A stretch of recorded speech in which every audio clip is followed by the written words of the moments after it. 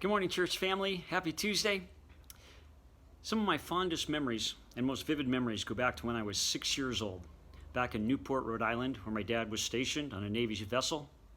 Hurricanes hit, and I remember all the ships had to go to sea, and all the men left the women and children home alone. I was 6 years old, home alone with my mom and my three sisters, ages 8, 14, and 16. And I have nothing but good memories of that event. I remember leaning over the couch, looking out our picture window, looking at the field outside our house, watching roof shingles and branches and small dogs fly by. I go, "Mom, look!" And she goes, "Perry, get away from that window!" I was having so much fun. I remember playing games with my sisters, board games by candlelight with my mom. I remember after the hurricane, huge trees were downed, and I could climb all the way to the top because the trees were now horizontal instead of vertical, and I'd climb along them. I'm grateful to my mom, who created great memories out of a disaster.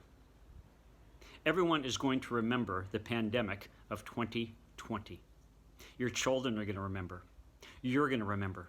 What is it that we're going to remember? We need to be making great memories. Your children should remember the time that they spent playing board games with you, rolling around on the floor, wrestling, having long conversations, taking naps in the middle of the day, whatever it is. We should all remember the pandemic of 2020 with good memories. Okay, you lost your job, but it doesn't mean you need to lose your faith. It could mean that that's where your faith was strengthened, and that's a good memory. I'm reminded of the Apostle Paul in Philippians 1, and I was reading today in my Greek grandmother's Bible, which is Greek on one side and King James English on the other.